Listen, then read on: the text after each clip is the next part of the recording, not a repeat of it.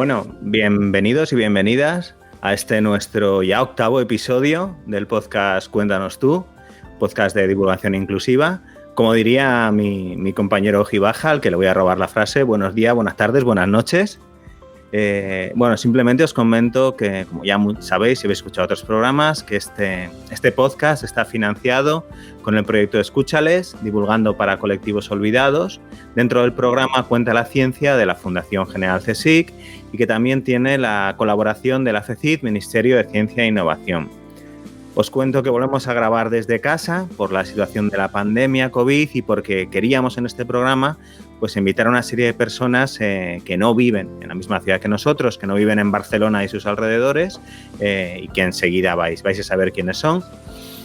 Así que, bueno, simplemente pediros disculpas por los posibles problemas técnicos y de calidad de sonido que puedan surgir a lo largo del programa. Agradecer al técnico Pablo Jiménez, que sabemos que está ahí gobernando la nave y achicando con los cubos de agua continuamente. Y presentar primero a mí mismo, que no lo he hecho hasta ahora, disculpad, soy Millán Mozota, colaborador de Investigación, Desarrollo e Innovación de la institución Milà i Fontanals, del CSIC. Presento también a Nidia Aliseda. Hola, Nidia. Hola, buenas tardes. Nidia es becaria JAE Intro, que trabaja con nosotros en divulgación, y al investigador Juan Gibaja. Hola, Juan. Hola, ¿qué tal, Millán? Que es mi copresentador y al que le voy a dejar pues que dé la bienvenida a nuestras invitados. Bueno, muchas gracias. La verdad es que para mí hoy es un placer raro, porque hasta ahora prácticamente no conocíamos a todos los invitados personalmente que hemos tenido en los 8 programas anteriores, a excepción quizás de alguno. Hoy verdaderamente no los conocemos personalmente, aunque casi después de habernos enviado vídeos así, yo creo que casi hasta que os conozco personalmente. Pero en todo caso no los conocíamos y lo más curioso es que nos habían dado buenísimas referencias de sus trabajos y entonces nos habían dicho desde el CSIC contactar con ellos, que son unos fenómenos. Bueno, son Andrea Villarrubia, Enrique Pérez y Juan Manuel García. Y antes de un poco de que se presenten ellos, es lo más fácil, más que pedirles o explicar yo su currículum. Ya os digo que nos han mandado algunos trabajos y algunos textos, algunos vídeos, algunas entrevistas que ya les han hecho y verdaderamente ya os puedo anunciar que efectivamente son unos fenómenos de lo que nos habían dicho. Yo personalmente he alucinado bastante y ya les anuncio a ellos, metiéndoles en un callejón casi sin salida, que si se dejan, que espero que sí, seguro que no será la última vez que nos veamos, porque en lo posible yo espero que organicemos colaboraciones con ellos y los invitemos a otros eventos. Bueno, y ahora sí, no me quiero enrollar mucho más, creo que los importantes son ellos hoy y si os parece os presentáis uno detrás de otro. La primera sería Andrea, después Enrique y Juan Manuel y nada, pues vosotros mismos.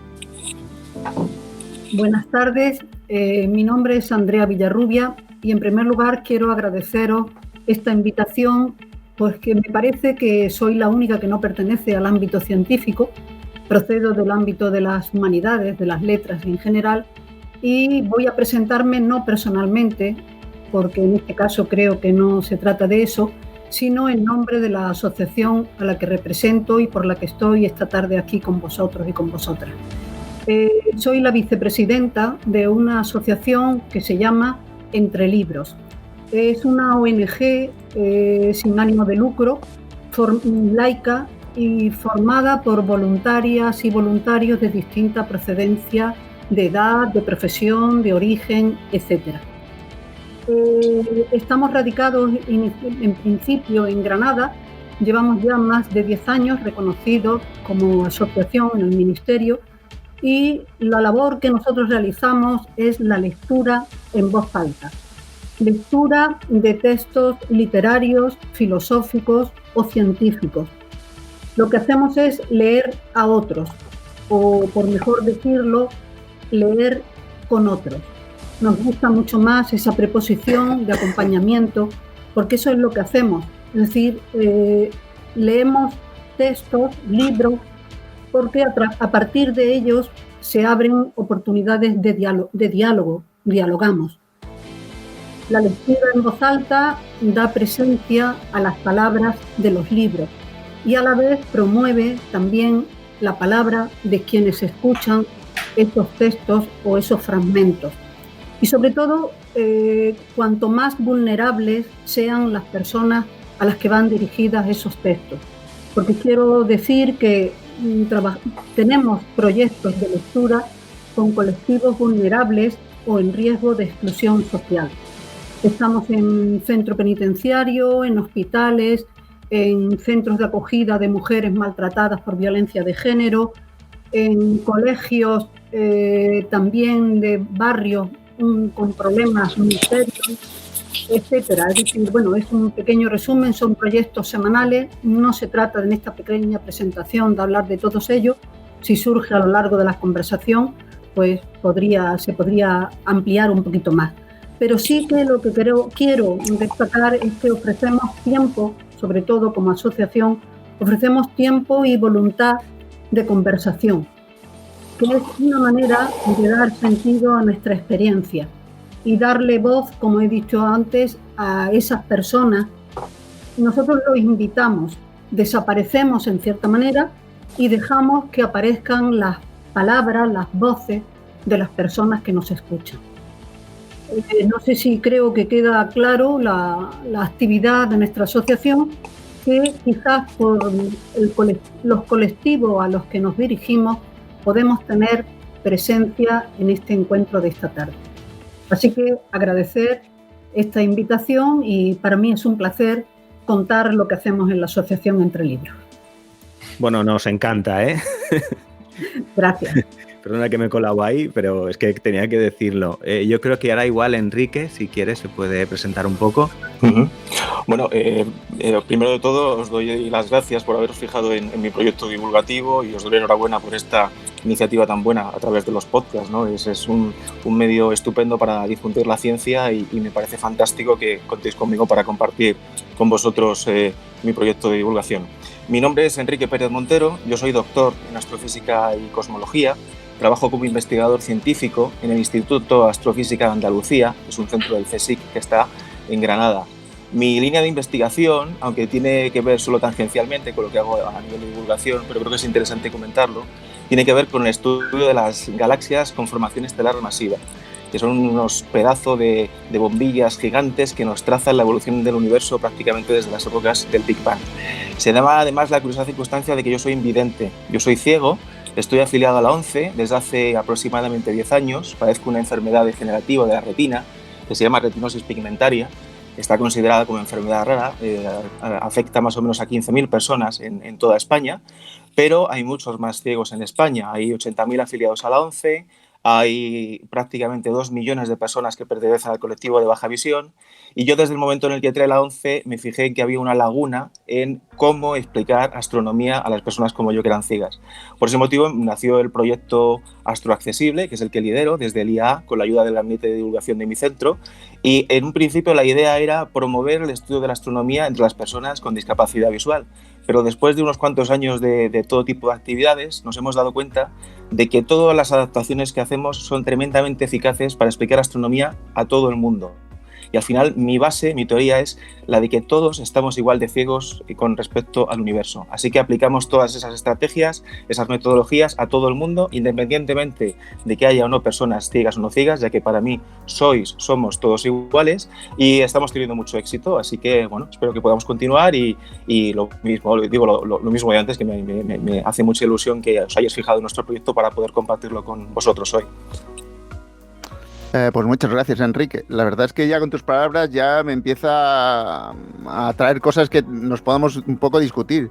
Claro, porque tú dices, yo siendo invidente he pensado que mis actividades servían para personas no invidentes. A nosotros un poco el camino ha sido al contrario. Nosotros hacíamos actividades para personas sin discapacidad o sin ningún tipo de, como quieras, no invidentes.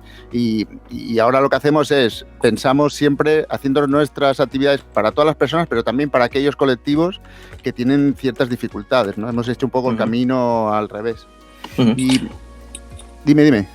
No, eso tiene un nombre que lo define perfectamente, se llama inclusividad. Sí. Y para el tercer invitado es Juan Manuel García. Te dejo la palabra, Juan Manuel. Hola, ¿qué hay? Buenos días, buenas tardes, buenas noches, como ha dicho creo Millán, ¿no? En primer lugar, muchísimas gracias por invitarme a estar aquí con vosotros en este programa tan interesante. Yo soy Juan Manuel García Ruiz, soy profesor de investigación del CSIC en la Universidad de Granada y me dedico a un tema que es una disciplina digamos, transversal que se aplica a muchos sitios, que se llama cristalografía. También se llama cristaloqué, porque siempre que hablo con alguien y me pregunta, ¿y tú qué eres? Yo cristalógrafo, cristaloqué, ¿no? Entonces, bueno, pues me dedico a eso, a la cristaloqué. Es una disciplina que es la disciplina que más premios Nobel ha conseguido a lo largo de la historia. Tiene un impacto enorme en nuestra vida cotidiana. Prácticamente la sociedad del bienestar está basado en desarrollos de la cristalografía participado, la alimentación, la electrónica, la biomedicina, la farmacia, todo eso está relacionado con la cristalografía. Y yo, pues, además de ser un científico, pues, creo completamente en que la ciencia es parte de la cultura. Creo que nuestra sociedad necesita desarrollar una cultura en la cual la ciencia juega un papel importante y que hoy sin conocer algo de ciencia es imposible entender la sociedad en la que vivimos, ¿no? Y por eso pues le dedico una parte de mi tiempo a contar lo que hago, fundamentalmente. Es decir, no soy un divulgador en el sentido, digamos, estricto de la palabra, es decir, yo divulgo de lo que yo hago, de lo que yo estudio y me gusta contárselo a la gente. Y creo que es importante. Hoy en día, por ejemplo, en esta época que nos toca vivir, pues cada vez está más claro que sin la ciencia es muy difícil entender este mundo y sobre todo a dónde nos lleva este mundo. Bueno, la verdad es que lo que hemos estado leyendo, viendo, escuchándote de lo que haces de divulgación nos ha encantado también. Gracias. Bueno, muchísimas gracias a todos por participar y realmente teníamos muchas ganas de conoceros un poquito más. Y bueno, la Asociación Entre Libros en la que trabaja Andrea ha recibido no solo el Premio Nacional al Fomento de la Lectura en 2019, sino que también ha recibido el Premio Francisco Izquierdo de Literatura Granadina. Es decir, aquí hay nivel y reconocimiento. En este sentido, ¿qué se siente con estos premios tan relevantes, Andrea? Bueno, la verdad es que nos sentimos orgullosos y felices de que se nos reconozca un trabajo desarrollado. En principio no hemos buscado nunca ningún premio, ni siquiera nos hemos presentado a ellos, porque todo hay que decirlo que, por ejemplo, el Premio Nacional al Fomento de la Lectura del año pasado fue una llamada del Ministerio para comunicarnos que nos lo habían concedido. Nosotros, es un premio, como sabéis, bueno, todos los premios nacionales no se presentan las personas o las entidades, sino que hay otras personas que promueven o propugnan candidatos y se discute el jurado y se lo conceden. Digo esto porque, lógicamente, bueno, aunque no nos hayamos presentado, pero siempre es una satisfacción ese reconocimiento. Y además también habría que decir que, bueno, eso también nos da ánimos para poder continuar con nuestra labor diaria que llevamos a cabo en todos los proyectos de lectura. Es decir, satisfacción, orgullo, felicidad, todas esas serían las palabras de reconocimiento por esos premios. Realmente os damos la enhorabuena porque hemos estado viendo vuestros proyectos y claramente merecen esos premios. También queríamos deciros que nos sentimos muy identificados con los usuarios a los que van dirigidos vuestras actividades. Personas con discapacidad intelectual, presos, inmigrantes, personas hospitalizadas. Sí. ¿Nos podéis contar cómo ha sido vuestra experiencia y cómo os sentís con estos colectivos? Sí, bueno, en primer lugar decir que por qué empezamos con esos colectivos. Bueno, el primer proyecto que llevamos a cabo, nada más nacer la asociación, fue con los hospitales de Granada, en concreto con las secciones de pediatría. A partir de ahí, el proyecto siguiente fue con el centro penitenciario está ubicado en Albolote, que es un pueblo de la periferia de Granada, pero es el centro penitenciario de Granada. Y la idea era llevar el conocimiento a todo tipo de personas. Es decir, estamos con colectivos en exclusión económica y social, y nuestro objetivo fundamental es pretender que no haya exclusión por motivos de conocimiento. A lo largo de la tarde saldrá, estamos en un foro, hablando de ciencia y de divulgación, y ese también es nuestro objetivo, no solo con la ciencia, sino con la literatura, con la filosofía, con todo tipo de textos que hagan pensar, reflexionar, hablar y que modifican la vida de las personas que leen o oyen esos textos. Pensamos que el conocimiento que engendra la humanidad es para la humanidad y no solo para unos cuantos expertos. Y creo que los científicos lo tenéis muy claro. Y eso es lo que pretendemos, es decir, extender los conocimientos que por nuestra profesión, por nuestra formación, por nuestra dedicación tenemos y compartirlos con los demás. Es decir, que no se queden en nosotros, sino que lo que hemos recibido de la sociedad hay que devolverlo a la sociedad. En definitiva, por resumirlo en una palabra, en una pequeña frase, habría que decir que hay que democratizar el conocimiento. Quería apuntar que estoy totalmente de acuerdo y de hecho nosotros tenemos también muchas veces esa sensación que como trabajamos como científicos y con dinero público y es nuestra labor, pues también tenemos esa obligación, ¿no? De en la medida de lo posible hacer ese retorno a la sociedad, que no podemos vivir en nuestra torre de cristal. Efectivamente. Esa es la idea, es decir, vosotros que lo tenéis muy claro y creo que además en los últimos años habéis conseguido, y digo habéis porque me refiero a vosotros como científicos, yo no procedo del ámbito científico, pero me interesa en el fondo y leo y me gusta conocer cosas que por formación no la he profundizado nunca. Y creo que eso es lo que nos corresponde, es decir, difundirlo lo más posible y quitar muchos prejuicios que existen de que la gente no entiende, de que no se sabe, y no solo de los prejuicios nuestros hacia las personas que creemos o se cree, vamos a hablar así en impersonal, que no conocen, sino también muchas veces por los prejuicios que ellos tienen hacia las personas que tienen el conocimiento. Es decir, los intelectuales, los que tienen el conocimiento, parece que son otra parte de la sociedad que no tiene nada que ver con el mundo de diario o la vida cotidiana. Y esa es la idea que nos sostiene, es decir, difundir o compartir. A veces puede ser un poema, puede ser un cuento, puede ser un álbum ilustrado, puede ser un texto filosófico y, por supuesto, también científico y fundamentalmente en un proyecto que luego quizás hable un poquito más detalladamente de él. Es un proyecto que llevamos a cabo en el Centro Penitenciario de Albolote y que Juan Manuel García lo conoce porque lo invitamos a participar, que es un proyecto que llamamos o titulamos hace ya 7 años Pensante, y su propio nombre indica cuál es la idea de qué queremos con él. Es un proyecto que hemos firmado un acuerdo con la Universidad de Granada y por allí han pasado una vez al mes pues personas de distintos conocimientos. Juan Manuel fue a hablar de eso cristaloqué. Créeme, un proyecto precioso. Pues eso mismo, y fue una de las conferencias, un tema del que a lo mejor ni yo misma conocía, y sin embargo fue una de las experiencias más hermosas que he contemplado allí. Antes he dicho Pensante, el programa se llama Libre Pensamiento, no Pensante.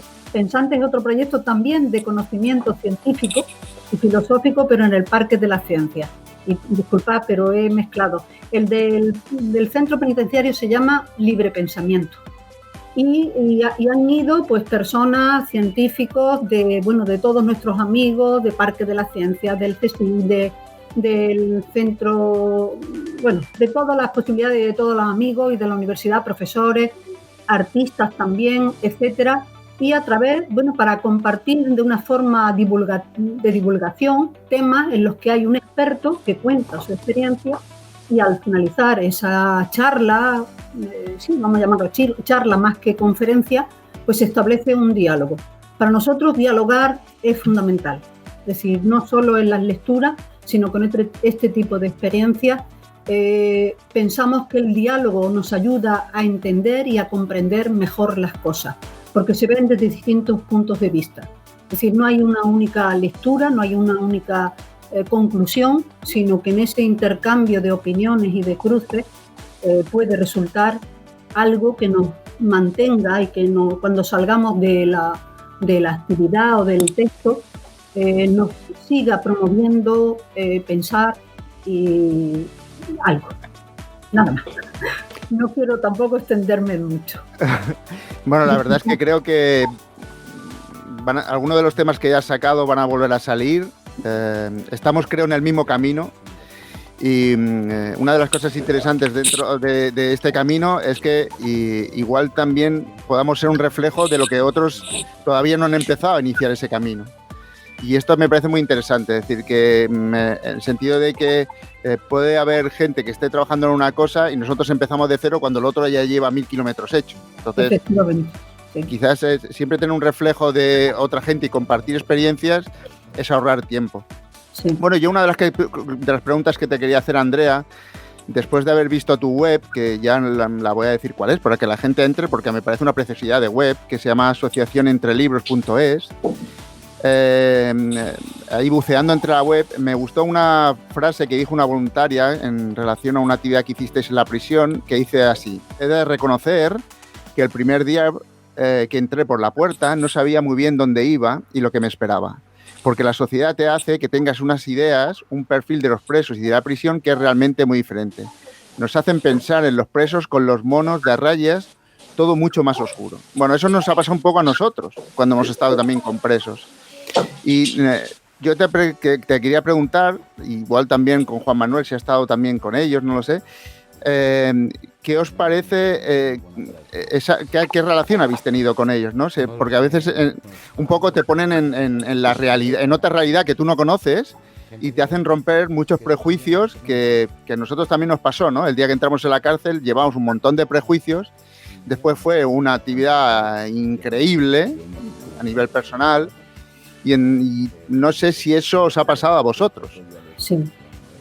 Sí, totalmente de acuerdo. Es decir, esa frase que has citado es cierta y además todo el mundo que va siempre dice lo mismo. Es decir, cuando invitamos a una persona, y Enrique Juanma puede confirmarlo, cuando invitamos a una persona que vaya a la prisión, la gente se asusta un poco. Yo no, uy, es que me da cosa, yo no he estado nunca, no sé cómo es la gente. Y luego, a la vuelta, porque bueno, hay que ir en coche, está a 15 kilómetros de la ciudad, y a la vuelta vuelve todo el mundo encantado, de verdad. Es decir, ha sido una experiencia maravillosa, qué sorpresa, qué diferencia de lo que yo esperaba, que la gente está en la prisión, y creo que eso es lo más importante de todo. Es decir, hay una identificación emocional, porque no es verdad que en los centros penitenciarios, en las cárceles, haya gente siempre perversa por naturaleza. Eso es lo que parece o lo que se vende muchas veces, o la imagen que las películas americanas han transmitido de cómo son las prisiones. Hay que decir que realmente hay personas que han cometido por diversas circunstancias, han cometido algún delito y están en prisión, cumpliendo una sentencia dictada por un juez. Pero, excepto por eso, y además creo que muchas veces nos sorprendemos cuando hablamos cuáles son las causas por las que han llegado allí, o personas que pueden ser nuestros propios vecinos, y hay casos de ese tipo. Es decir, que de pronto una persona, una mujer, una profesora que invitamos a dar una charla, pues de pronto se encontró con el vecino de su planta. Es decir, que estaba allí, ella no lo sabía, la familia había dicho que estaba en Latinoamérica, y era un asunto económico de un constructor. Quiero decir que hay mucha gente que está en la prisión y que pueden ser amigos o con vecinos, y por las circunstancias que sea, es decir, ninguno estamos libres, por decirlo de alguna manera, de entrar en un momento dado en un centro penitenciario. Y la vida no es blanco o negro, hay muchos matices, y esa complejidad que tiene la vida en un centro penitenciario se agudiza todavía mucho más. Y en muchos casos esos grupos, porque son quizás los más que entran dentro de la exclusión social, son los grupos y las personas. Más que el grupo, a mí me gusta hablar de personas, y yo podría dar nombres concretos de personas y de apellidos, de lo que supone para ellos o ellas Yo llevo el grupo de lectura de mujeres y lo que supone reunirse ante un texto, escuchar una voz, poder emocionarse, poder decir un recuerdo, una frustración, un sueño, recordar a los hijos que están separadas durante mucho tiempo. Todo este tipo de cuestiones, cuando día a día, los miércoles por la tarde, nos vemos y nos reunimos en espacios a veces inhóspitos, pero sí muy, ¿cómo decirlo?, emotivos, muy emocionales. En esos momentos tú olvidas quiénes son o por qué están allí. Tú estás reunida con un grupo de personas igual que te puedas reunir con un grupo de amigos o de amigas en una cafetería. Es decir, allí somos personas donde compartimos nuestros sueños, nuestros deseos o nuestras frustraciones también. Y nuestros llantos, a veces se ríe, a veces se llora. Y esas emociones las permiten los textos, los encuentros, sin pretensiones nada académicas, ni desde el punto de vista científico, ni del literario o filosófico, simplemente por la idea de compartir experiencias y hablar. Creemos que la palabra puede ser un bálsamo, puede aliviar dolores, y en estos colectivos quizá más que ningún otro. No sé si contesto a tu pregunta. Sí, no sé si os entra un teléfono a vosotros, pero a mí sí, pero igual es que estoy en mi ordenador.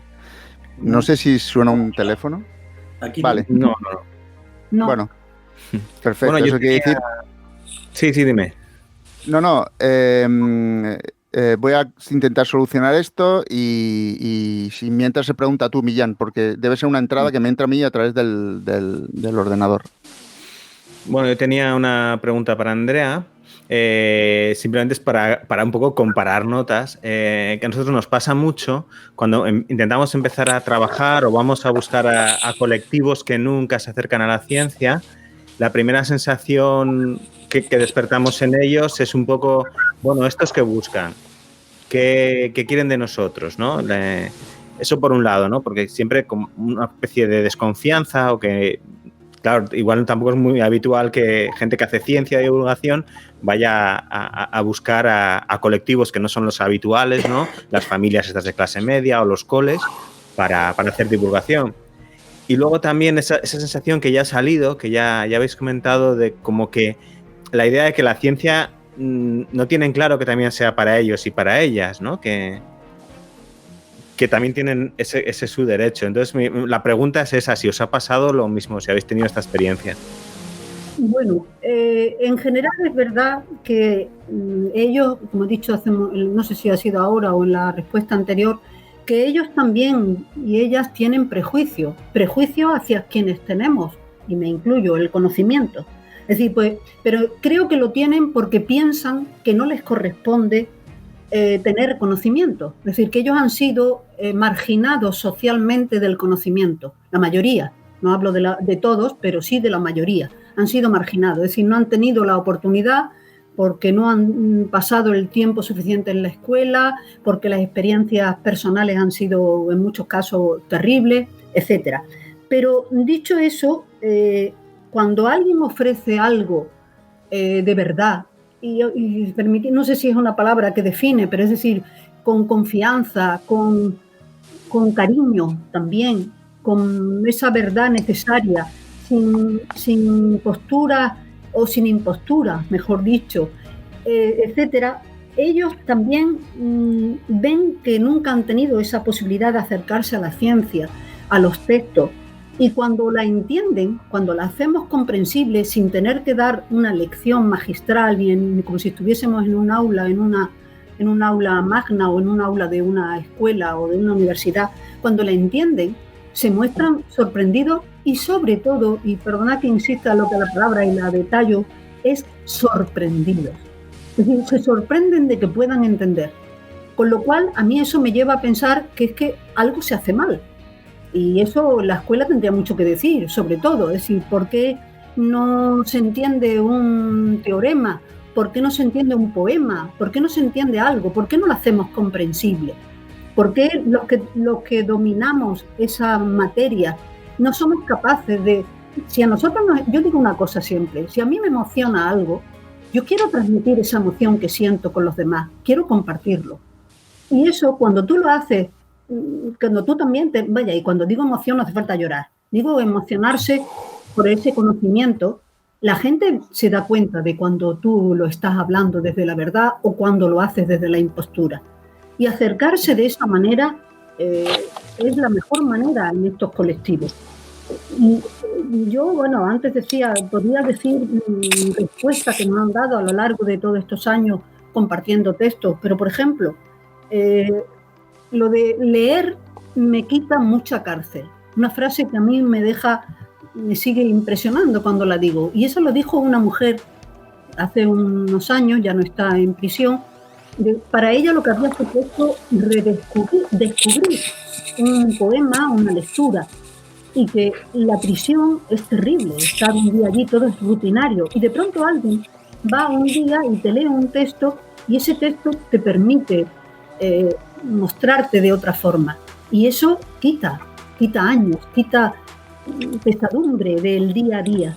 Otra frase que podría también decir, dice, nos traéis cada miércoles el olor de la calle, el olor de la libertad.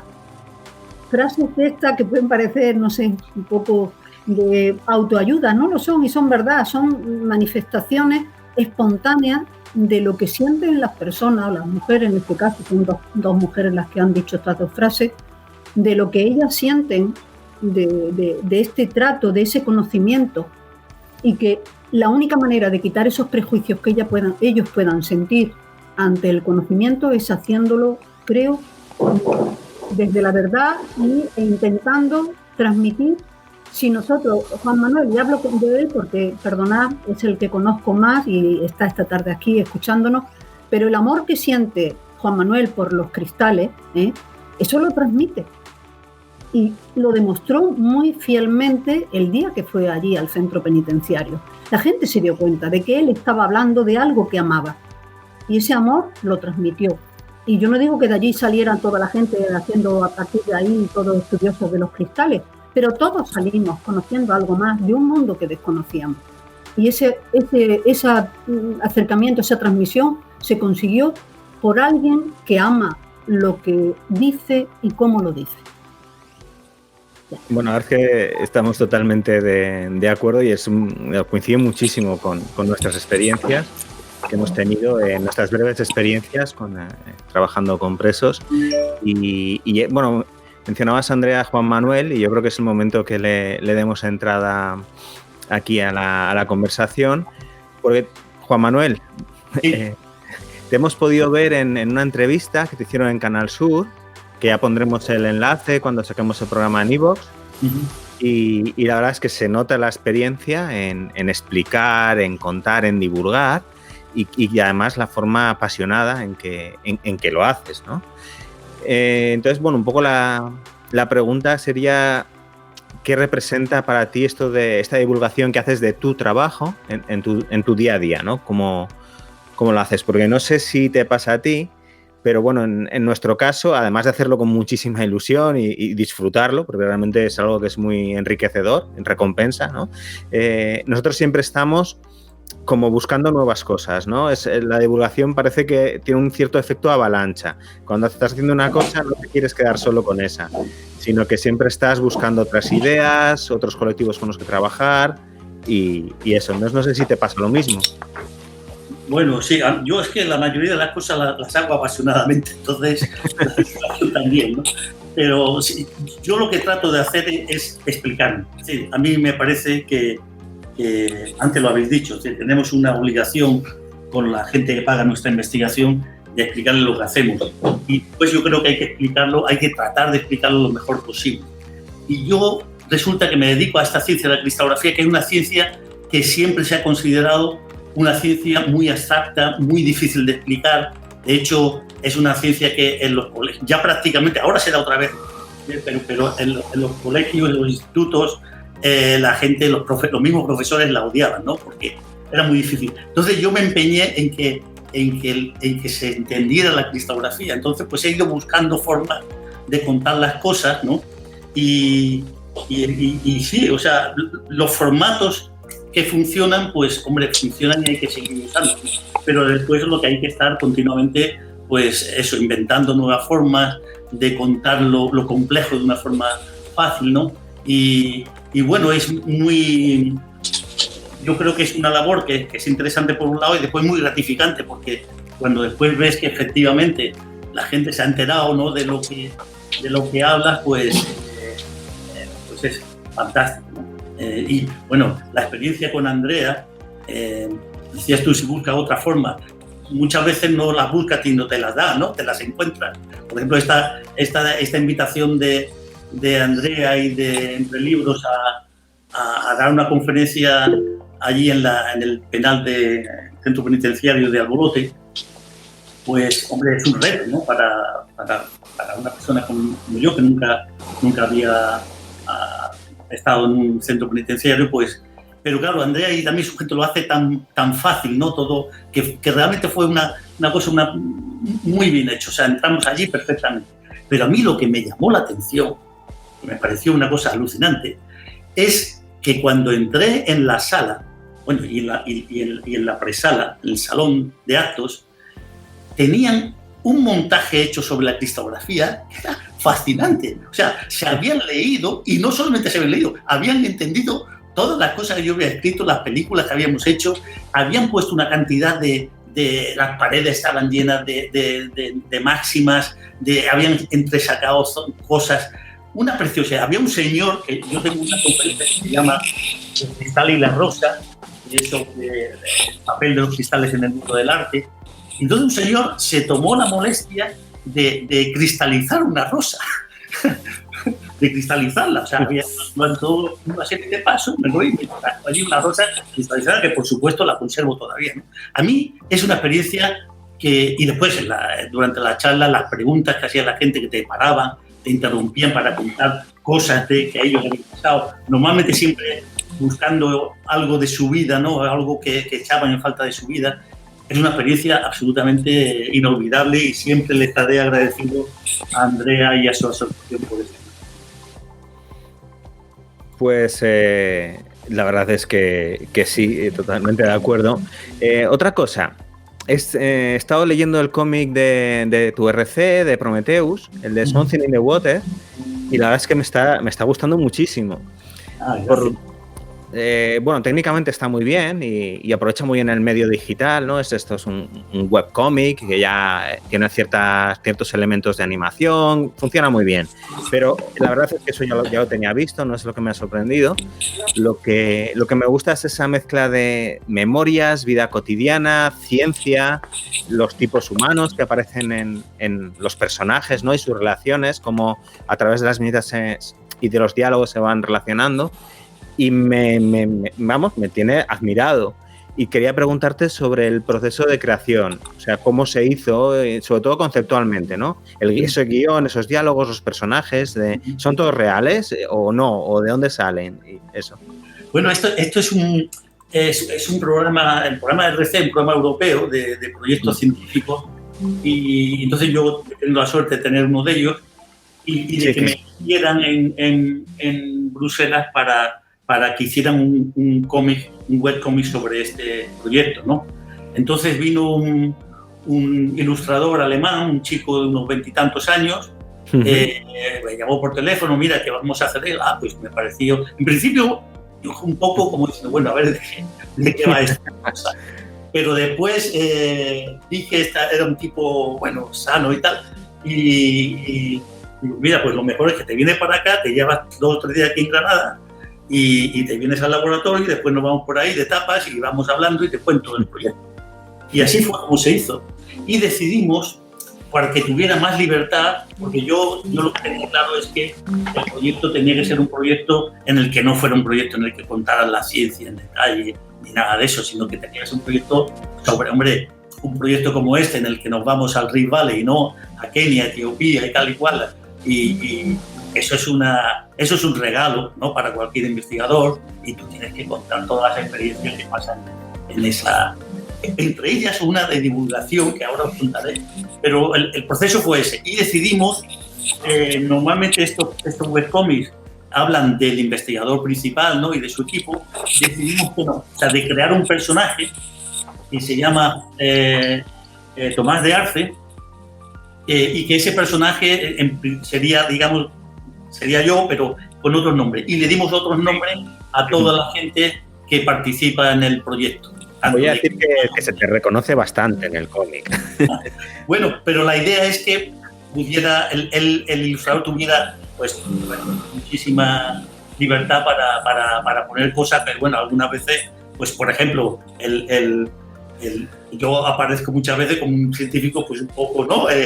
Hay un momento en que dando una conferencia allí, dice la maestra del sitio Masai, donde estuvimos, y me dice, bueno, ¿nos puede dar una conferencia? Y yo digo, es que no tengo el ordenador y no tengo... Y no te preocupes, aquí no hay electricidad, o sea... Y yo di una conferencia en este viaje, ¿no? Yo suelo dar, me gusta dar en los sitios donde voy en el mundo conferencias de por qué estoy allí y qué cosas hago. Y entonces di varias conferencias a estudiantes de colegios en distintos sitios, pero una de ellas la di en Magadi para un colectivo Masai, escuelas Masai.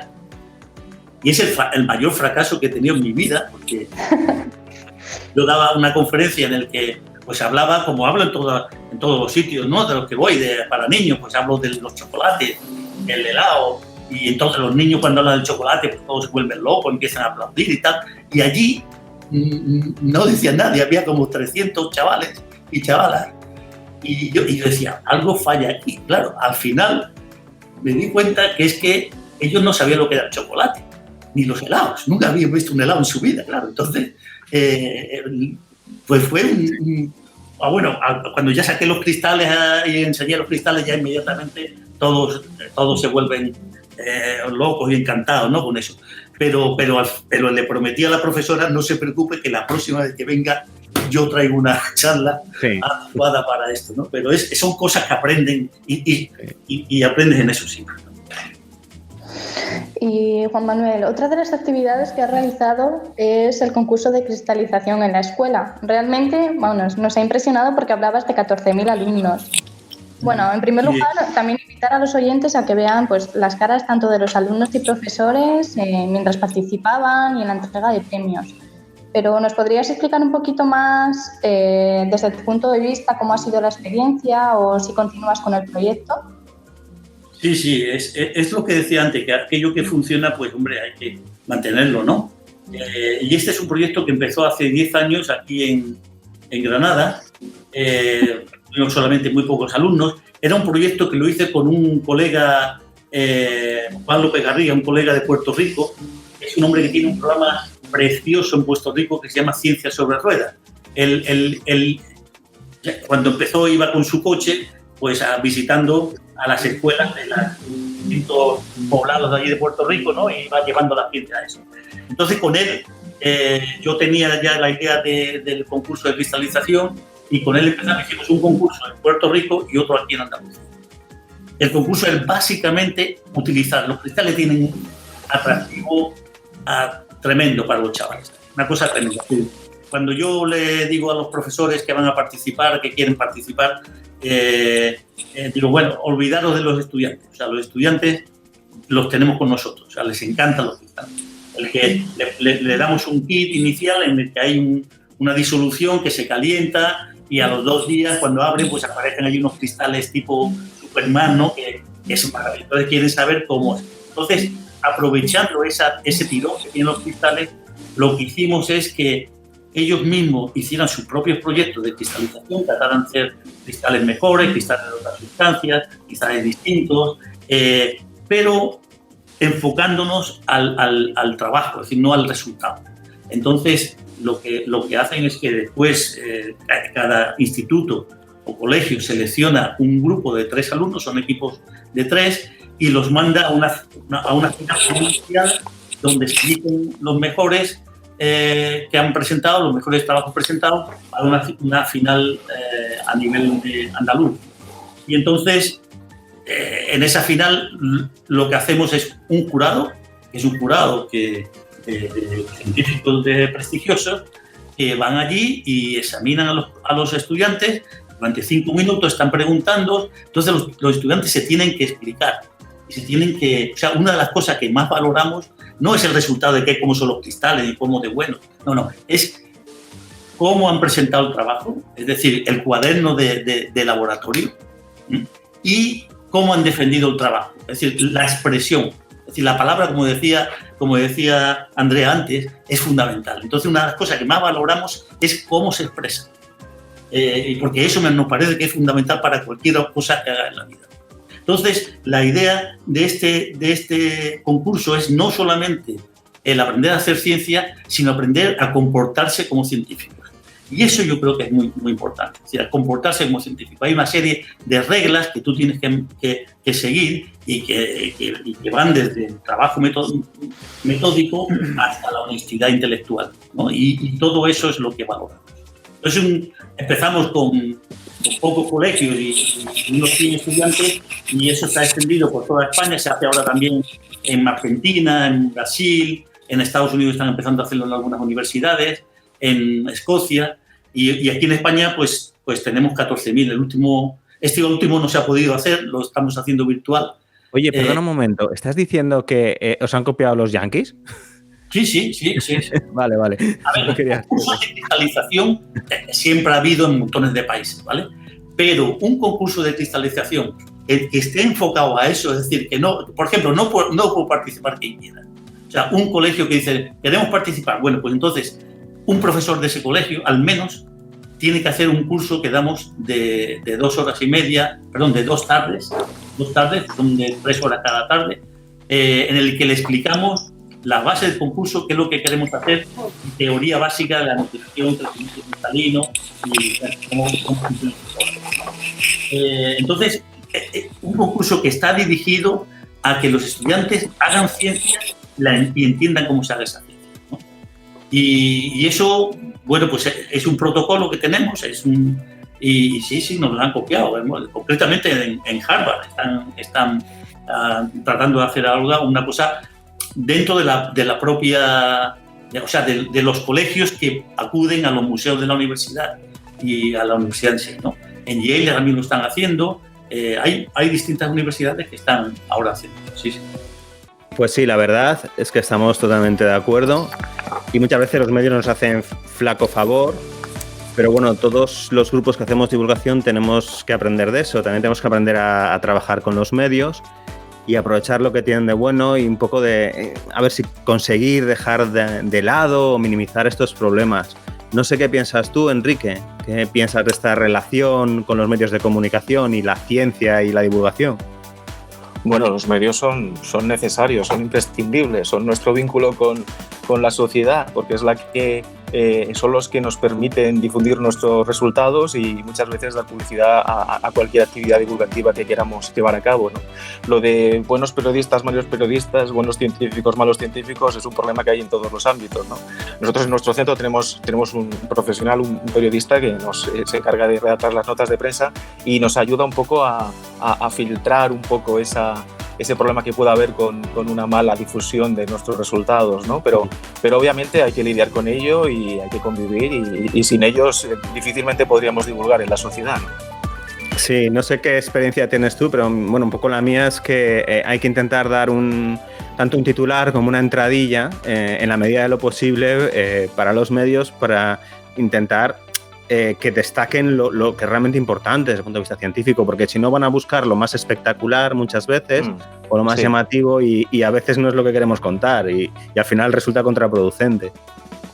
Sí, hay que llegar al final a un equilibrio, ¿no? Intentar no perder el rigor, pero mantener el atractivo de la noticia para enganchar al público, ¿no? A veces tenemos que hacer auténticos equilibrios de funambulismo para conseguir mantener ese atractivo, ¿no? Encontrar una frase que enganche o un subtitular que solamente leyéndolo ya te anima el resto de la noticia.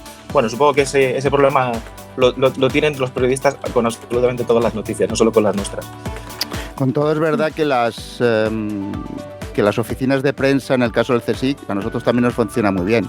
Es decir, que nosotros a veces usamos un lenguaje que somos unos aburridos. Entonces te viene el periodista le da 3 vueltas y piensas, ostras, ¿cómo lo ha hecho? Que yo quería decir lo mismo, pero no lo he dicho de esa manera, ¿no? Y a nosotros también, desde tener gente de prensa o que haya tenido, bueno, que tenga esa experiencia, la verdad es que es muy agradable. Bueno, la experiencia es un grado, ¿no? Pasa igual con las charlas de divulgación. Cuando uno da su primera charla de divulgación después de haber estado en un ámbito totalmente investigador científico, pues da una charla como si fuera en un congreso y la gente lo mira alucinado, ¿no? De hecho, tengo algunos compañeros que solo saben escribir artículos de divulgación como si fueran artículos científicos, ¿no? No saben cambiar el chip, ¿no? Entonces, por eso es muy importante hacer cada vez más cosas, por la que nos ayuda a distinguir qué tipo de lenguaje, qué tipo de dicción, qué tipo es decir, todo lo que está alrededor de la divulgación que hace que la gente la traiga y no vea ese científico que está en la torre de marfil, que le da igual todo y que cuenta sus resultados si tú lo entiendes bien y si no, pues también bien, ¿no? Es muy importante saber bajar el nivel sin necesidad de bajar el rigor científico, contar nuestros resultados bien y que sean atractivos. Es complicado, pero al final haciéndolo muchas veces, al final consigues encontrar el punto, ¿no? Uh-huh. Enrique, hemos estado leyendo la información que nos has mandado, aunque bueno, ya nos habían hablado maravillas de ti.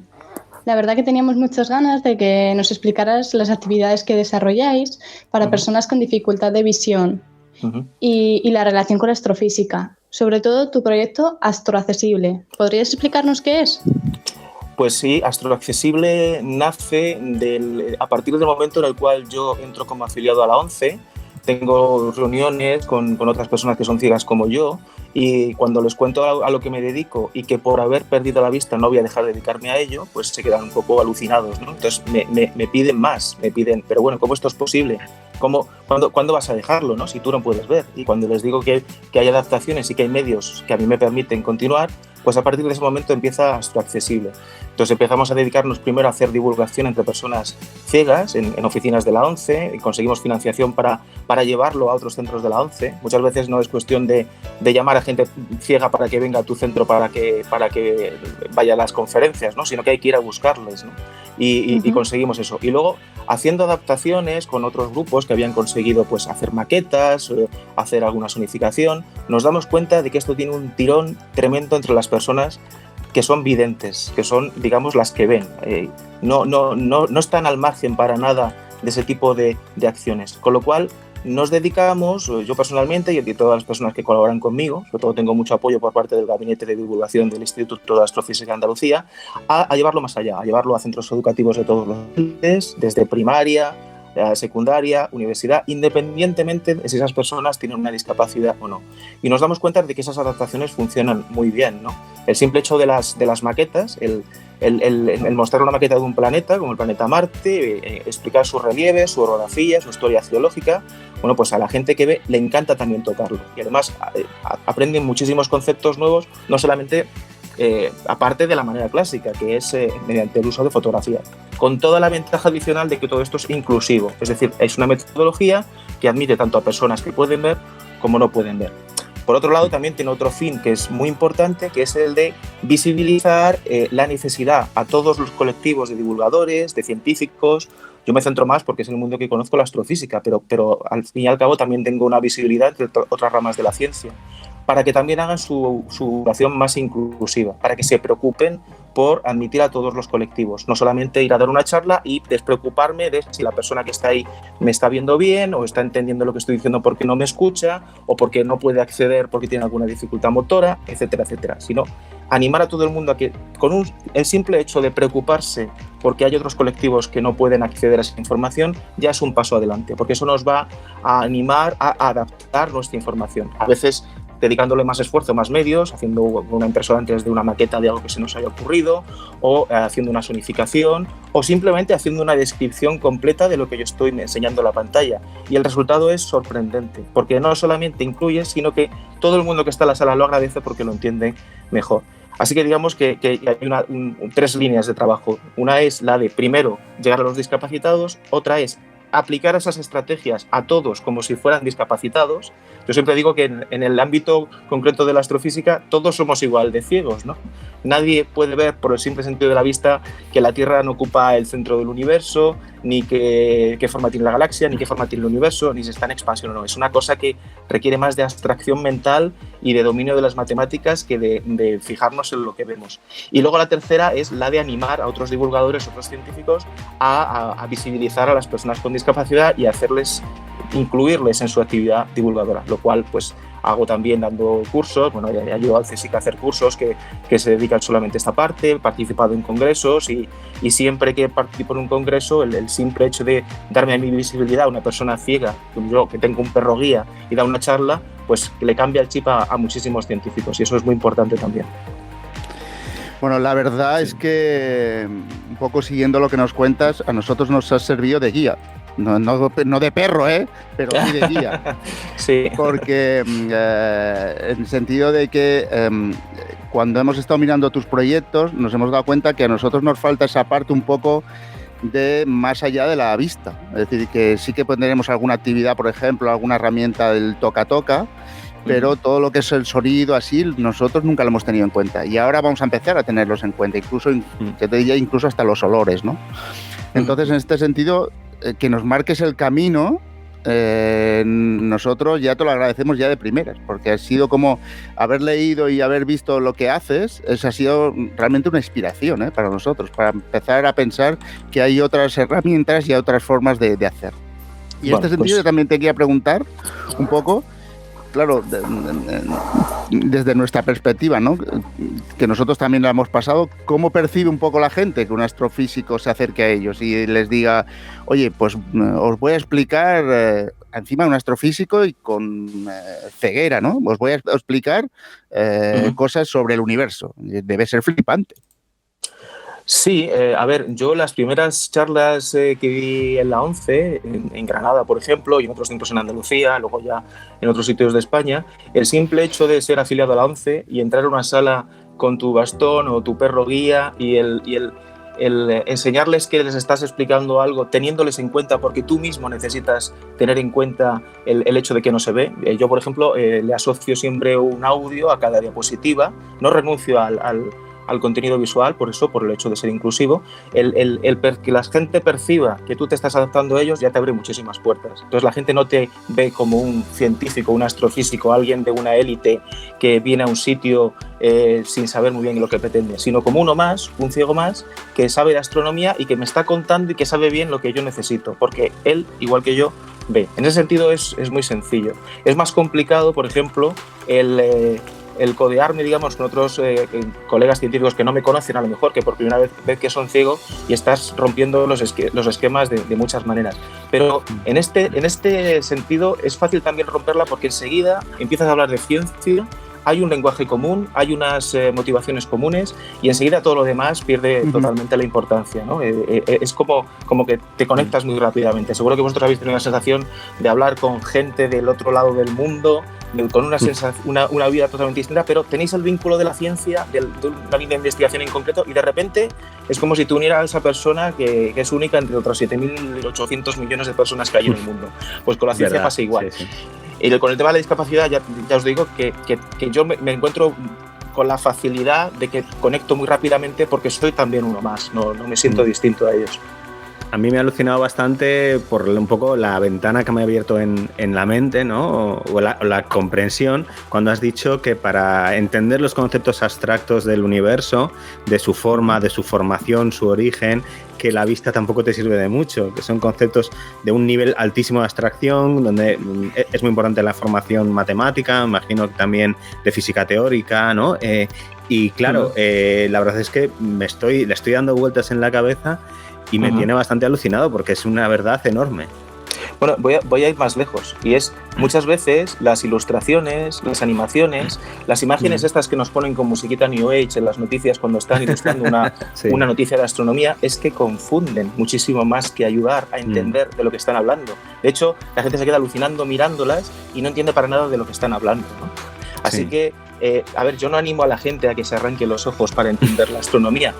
A veces el simple hecho de cerrarlos o al menos no constreñirse al uso de imágenes, sino utilizar otros medios y sobre todo al del conocimiento, hace que la gente tenga un conocimiento más preciso que el simple hecho de fijarnos en imágenes muy bonitas y ver la belleza, que también está muy bien. Obviamente yo eso lo echo muchísimo de menos, el poder ver las estrellas con mi telescopio es una de las cosas que más echo de menos en la vida, ¿no? Pero yo no he aprendido astronomía haciendo eso, ha sido haciendo otras cosas que me han requerido estar dentro de un despacho, de una habitación, estudiando y dándole vueltas y más vueltas a lo que estaba leyendo, ¿no? Hasta que lo entendía. Bueno, una cosa que nos ha llamado la atención, nos ha emocionado también es ese esfuerzo que hemos visto por incluir a personas con discapacidad en la investigación, a incentivarlos así desde jóvenes como para que se dediquen a la ciencia, ¿no? Y quería que nos comentaras un poco esa idea o esa experiencia. Sí, yo personalmente no estoy involucrado, digamos, en una iniciativa de administración para animar a la gente discapacitada a que se incluya en el ámbito científico. Yo creo que mi contribución principal es el servir de ejemplo o de dar guía a personas que se lo están planteando. De hecho, lo he hecho con alumnos de secundaria o gente que estaba decidiendo qué carrera iba a elegir, y yo les he animado a elegir una carrera científica. El problema muchas veces no es que una persona no sea capaz de hacer una carrera científica porque tenga una discapacidad en concreto, sino que las universidades, en sus estudios de grado, de doctorado, no tienen esas adaptaciones porque no hay demanda. Pero capacidad hay de sobra. Hoy, en pleno siglo XXI, a mí lo que me permite seguir trabajando son las nuevas tecnologías. El hecho de tener un ordenador que me lee lo que estoy trabajando, leerme un artículo, hacer un cálculo, yo creo que se puede extender a cualquier ámbito del conocimiento. Entonces, muchas veces el problema es de que las universidades, los profesores no están preparados, pero porque no hay demanda. Si realmente animamos a gente discapacitada a que lo pida, pues seguramente esa demanda crecerá y habrá más medios. Y por eso también es importante dar referentes. A mí no me gusta ponerme el ejemplo, pero si no hay referentes, no hay un ejemplo que diga, oye, pues este está ahí, lo ha conseguido, ¿por qué no lo voy a conseguir yo también, ¿no?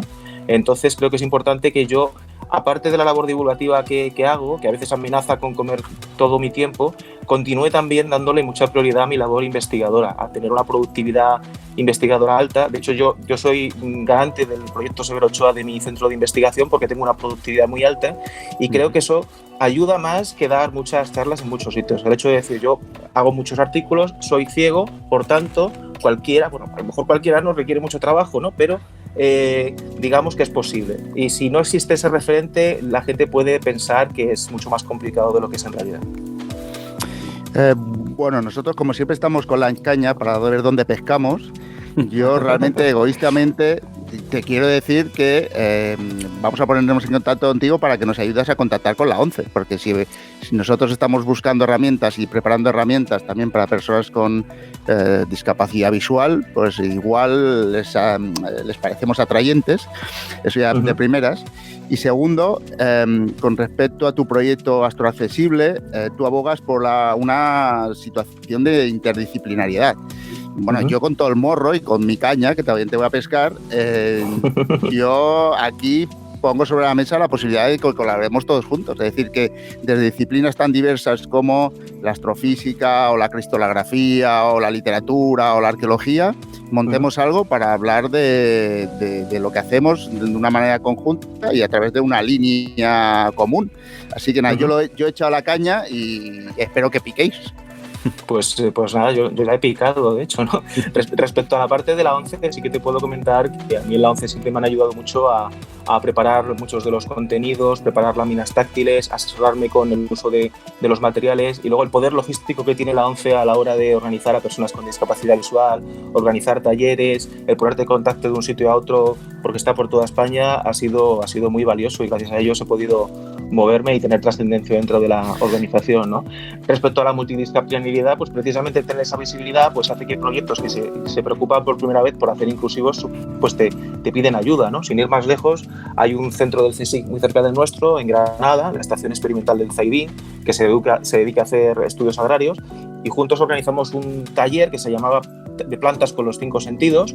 Obviamente el tema agronómico es mucho más fácil de extender a otros sentidos, como el del gusto, el del olfato, y ese taller tuvo un éxito tremendo en personas afiliadas y no afiliadas. Lo que decía antes es que el poder experimentar con otros sentidos no es algo que solamente se constriña a la gente que no ve, sino que a todo el mundo le le encanta. Así que estaré encantado de que colaboremos y pensemos qué se puede hacer para llevar vuestra divulgación a más gente. Creo que sí. Bueno, es que piensa que, claro, nosotros cuando estamos pensando en algún tipo de herramientas, siempre decimos, no, esta es para personas con discapacidad visual, pero es que a lo mejor estamos utilizando algo que ellos no entienden, ¿sabes? Es que necesitamos asesoramiento de la gente que no veis o gente como la ONCE que tiene máxima experiencia en eso para decir, bueno, es que esta herramienta sí que va a funcionar cuando la utilicemos con personas con discapacidad visual. Es así, pero yo además os animaría a dar un paso más allá, y es a que esas adaptaciones que queréis hacer las pueda utilizar todo el mundo. Os voy a poner de las sonificaciones, que nosotros tenemos un proyecto que se llama Cosmonic en el Instituto de Astrofísica de Andalucía, y ese proyecto sonifica, pero también incluye animaciones, incluye imágenes. Es decir, el sonido en sí mismo no es autoexplicativo, y cuando tú le añades un sonido a una imagen, una animación, de repente incluso los que ven como que abren los ojos. Es como que le entra la información por más de un canal sensorial, lo hace mucho más atrayente. Con la ventaja de que el que no escucha además lo entiende porque lo puede ver, y el que no lo ve lo escucha y por tanto también tiene acceso a la información. O sea que diseñar herramientas inclusivas que se utilicen en todos los ámbitos, independientemente de que haya discapacitados o no, es algo que aumenta exponencialmente el interés de todo el mundo. Y bueno, así enlazando con todo esto y como cuestión final, nos ha gustado mucho una frase tuya que dice: la falta de colaboración entre diferentes grupos, de forma que no estemos siempre inventando lo mismo, sino que vayamos avanzando y mejorando lo que ya existe, fomentando al mismo tiempo la aparición de nuevas ideas. Por ello, pues tanto dentro del CSIC como fuera del Consejo, ¿no crees que deberíamos organizarnos de alguna manera también para conocer lo que hacen los demás y mejorarlo, no partir de cero nuevamente? Sí, es una máxima que funciona perfectamente. La creación de ideas aparece cuando tú te encuentras con retos y situaciones que no has vivido. Cuando vives en la rutina y estás siempre divulgando los mismos grupos y haciendo siempre lo mismo, te apalancas y no se te ocurren ideas nuevas. Es cuando te ves lo que hace otra gente, qué retos se han planteado, qué áreas del conocimiento abarcan ellos, es cuando se te ocurre, y el intercambio de ideas hace que al final aparezcan cosas realmente rompedoras y llegas mucho más lejos. Así que sí, yo participaré plenamente de cualquier iniciativa en este sentido, por supuesto que sí. Perfecto. Bueno, yo estoy encantado con esa charla, imagino que todos vosotros también, pero por desgracia ya hemos estirado todo lo que se puede este programa y se nos acaba el tiempo, así que con vuestro permiso voy a ir despidiéndolo, y muy rápidamente despido pues a todos los invitados y copresentadores, a Andrea, a Juan Manuel, a Enrique, a Nidia y a Juan, y agradecimientos. En primer lugar, a la Fundación General CSIC en su iniciativa Cuenta la Ciencia, y también, y muy especialmente en este programa, a la Asociación Entre Libros, al Instituto de Astrofísica de Andalucía, al Laboratorio de Estudios Cristalográficos y a la FECIT y Ministerio de Ciencia e Innovación. También, por supuesto, a nuestra institución, la Milay Fontanals de Barcelona, y a la Vicepresidencia Adjunta de Cultura Científica del CSIC. Gracias a Pablo Jiménez, que está ahí como técnico a los controles, manejando y achicando el agua de este barco.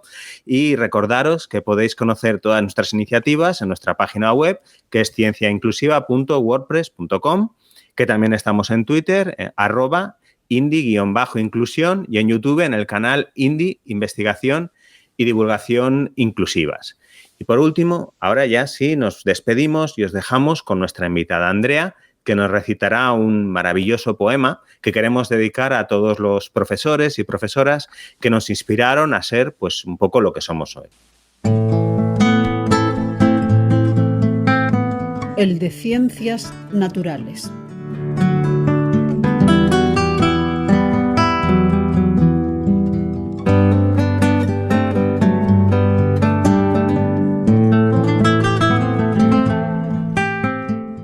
No puedo recordar su rostro. Estaba de pie frente a mí, en lo alto, al final de sus largas piernas separadas.